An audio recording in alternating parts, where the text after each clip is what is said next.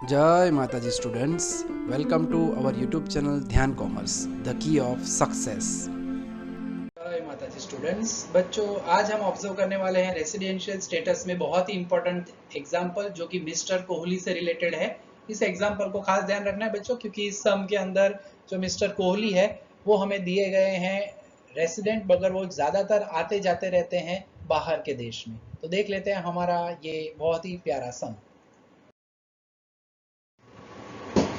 तो बच्चों क्वेश्चन को ऑब्जर्व कर लेते हैं। Mister Kohli, a citizen of India, is a manager of Indian company since 1 May 2019 he has been regularly going to England for company's work.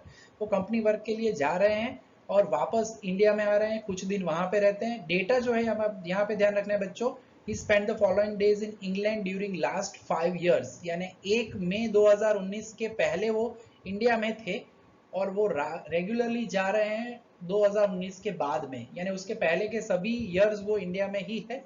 तो last 5 year का data इस तरह से है बच्चों। सबसे पहला काम जो हमें यहाँ पे करना है, इस सम के अंदर हमें ऑब्जर्व करना पड़ेगा कि वो इंडिया में कितने दिन है। अगर 318 दिन वो रह चुके हैं इंग्लैंड में, और नेचुरली 2019-20 जो है बच्चों वो लीप ईयर था, तो 366 डेज में से ये माइनस करना है हमें, और वो जो आंसर है वो बच्चों मिलेगा 48। उसी तरह से 150 डेज अगर इंग्लैंड में है तो 365 माइनस करेंगे तो 215 दिन, क्योंकि लीप ईयर 2020 और 24 दो में ही गिना जाता है।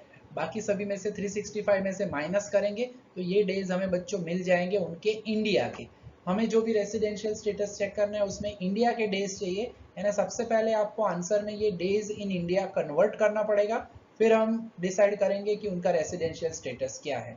क्वेश्चन में लास्ट में बताया भी है बच्चों, जो मैंने अभी ऑब्जर्व करवाया कि prior to 1 May 2019 he had never travelled abroad, यानी 2019 के पहले 2017, 18, 16, 17 बाकी के ईयर्स में वो इंडिया में ही रहे हैं। तो चलिए बच्चों चेक कर लेते हैं हम इनका रेसिडेंशियल स्टेटस।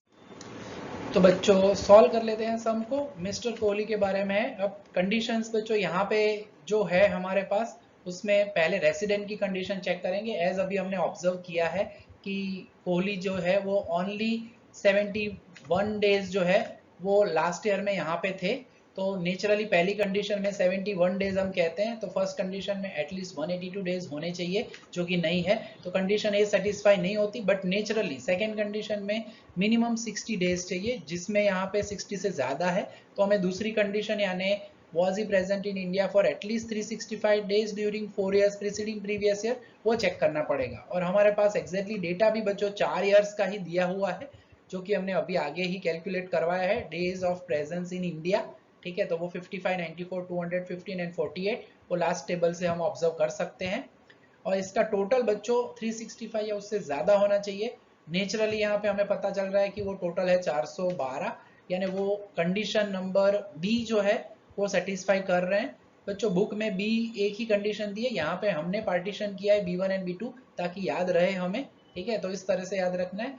देन टेक्निकली अब कह सकते हैं एक कंडीशन सेटिस्फाई हो गई ए या बी में से, तो नेचुरली मिस्टर कोहली को हम कह देते हैं रेसिडेंट। तो रेसिडेंट की कंडीशन सेटिस्फाई हो गई है। अब हमें ऑर्डिनरी रेसिडेंट के लिए कंडीशन चेक करनी है, देख लेते हैं। तो बच्चों रेसिडेंट की कंडीशन सेटिस्फाई हो चुकी है और अब आगे हमें बढ़ना है ऑर्डिनरी रेसिडेंट के लिए। तो उसकी पहली कंडीशन में वो 730 डेज या उससे ज़्यादा इंडिया में रहने चाहिए। तो वो 7 ईयर्स का डेटा पूरा हमारे पास तो वैसे है नहीं इंग्लैंड के लिए, उन्होंने 1920 से ही आगे का डेटा दिया, यानी उसके पहले वाले ईयर्स वो इंडिया में थे। तो टेबल जो है बच्चों, यानी हम कह रहे हैं हमारे पास 4 साल का ही डेटा है प्रीसीडिंग प्रीवियस ईयर में, बाकी तीनों ईयर्स वो इंडिया में ही थे, यानी वो 365 डेज गिनेंगे। 7 ईयर्स का हमें डेटा चाहिए, तो आगे का टोटल 412 है और ये 365 सभी को टोटल करेंगे तो हमें टोटल मिलते हैं 1507 डेज। अब नेचुरली 1507 जो है वो 7 ईयर्स वाले पार्ट में ज़्यादा ही है, तो सेटिस्फाई कंडीशन हो जाएगी पहली। दूसरी कंडीशन जो है बच्चों वो हमें ऑब्जर्व करनी है यहाँ पे। दूसरी कंडीशन में वो 2 साल या उससे ज़्यादा रेसिडेंट होने चाहिए। तो रेसिडेंट के लिए हमें क्या चेक करना है, 55।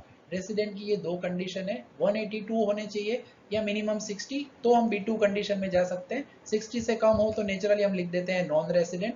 अब जैसे कि यहाँ पे आप देख सकते हो 94 है विच इज मोर देन 60, तो उसके पहले वाले 4 ईयर्स आप देखोगे तो 365 ऑलरेडी तीसरे ईयर में ही है तो इसमें वो बन जाएंगे रेसिडेंट। 215 यानी 182 से ज़्यादा है तो उसमें भी बन जाएंगे रेसिडेंट।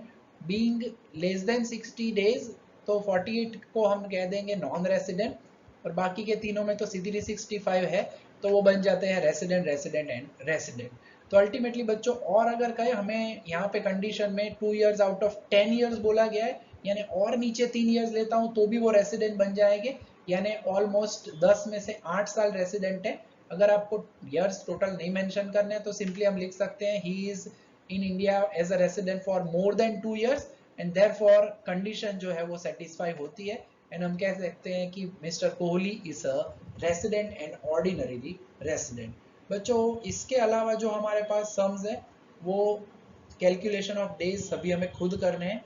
वैसे सम्स है तो ये बहुत ही इंपॉर्टेंट सम था क्योंकि वो अब्रॉड के डेज दिए थे, इसलिए ये हमने सम यहाँ पे ऑब्जर्व कर लिया है। नेक्स्ट जो सम है बच्चों वो बहुत ही इंपॉर्टेंट है और वो हम बोर्ड पे देखने वाले हैं। सभी वैरायटी वाले सम्स आपको समझ में आए, रिवीजन पर्पस के लिए कह सकते हैं या ओवरव्यू पर्पस से कह सकते हैं, हम यहाँ पे दे रहे हैं। तो बच्चों अच्छे से ये सम्स कर लीजिए, इससे रिलेटेड इलस्ट्रेशन है वो भी आप करिए, प्रैक्टिस करोगे तो बहुत ही ईजी चैप्टर है, एक सम आपको श्योरली एग्जाम में मिल जाता है। तो बच्चों आज के इस छोटे से सेशन में यहाँ तक का काम रखने वाले हैं हम। जय माता जी, thank you and take care. Please like, subscribe, share and press bell icon for notification. Thank you.